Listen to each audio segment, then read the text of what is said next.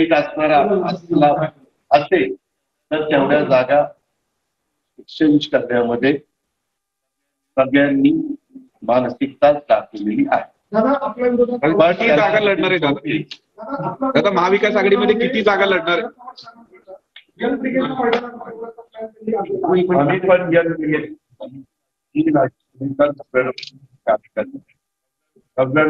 राष्ट्रवादीमध्ये अनेकदा नवीन चेहऱ्यांना संधी देण्याचा मागच्या वेळेस पण निलेश लंके असतील, निलेश शेळके असतील, आपला राजू वगैरे असेल, सुनील भुसारा असेल, मी कितीतरी संदीप क्षीरसागर असेल, मी कितीतरी सुनील शेळके असेल, आपला राजू नवघरे असेल, सुनील भुसारा असेल, मी कितीतरी संदीप क्षीरसागर असेल, मी कितीतरी तरुणांची नावं सांगू शकतो. प्रत्येक वेळेस मी तशा पद्धतीनं प्रयत्न त्या ठिकाणी केलेला आहे.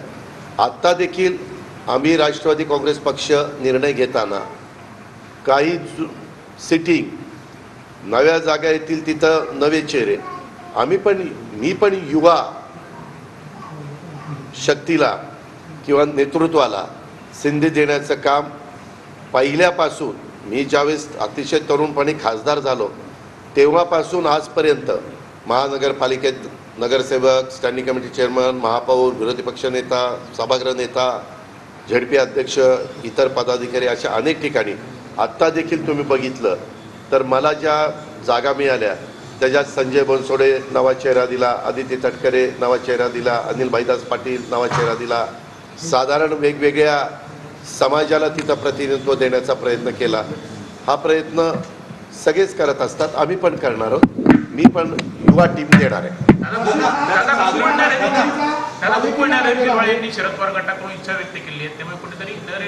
कुणी कुणाकडनं इच्छा प्रदर्शित करावी हा ज्याचा त्याचा अधिकार आहे. आता इथं एवढे सगळे आले, मी 2 महिन्यांनी आलो किंवा महिन्यांनी आलो किंवा मी 8 तारखेला येणार ना, कितीला 8 तारखेला, तर 8 तारखेला आत्ता तुम्ही ज्या ज्या चॅनलचं प्रतिनिधित्व करताय तिथंच असाल का? नाही. कोण इकडनं तिकडं जाईल, तिकडनं इकडं जाईल. तशा पद्धतीनं मी पण ती तुमची त्याची क्लिप बघितलेली आहे. मला जर भेटला मी तर त्यांना विचारेन की बाबा काय नक्की. शेवटी प्रत्येकाला व्यक्ती स्वातंत्र्य, मतस्वातंत्र्य, विचार स्वातंत्र्य, त्यांनी आपल्या पद्धतीनं प्रयत्न त्या ठिकाणी करावा.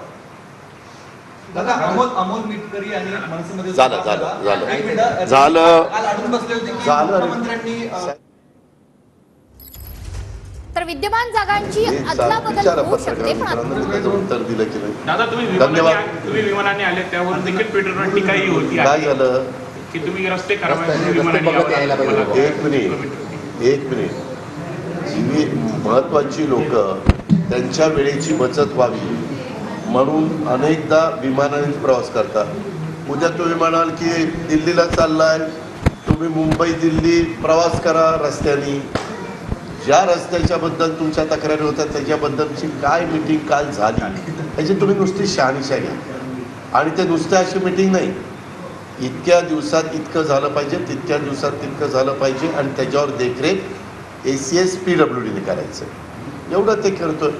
आणि मी रांगडा माणूस आहे, ग्रामीण भागातनं पुढं आलेलो आहे, त्याच्यामुळे मला रस्ते खराब असं काही नाही. खराब रस्ते नसले पाहिजे, त्याकरता आम्ही राज्यकर्ते म्हणून लक्ष दिलं पाहिजे. आपले नॅशनल हायवेचे प्रमुख रस्ते विकास म्हणजे रोडवेजचे नितीन गडकरी साहेब त्यांचंही याबद्दल किती बारकाईनं लक्ष असतं आपल्याला सगळ्यांना.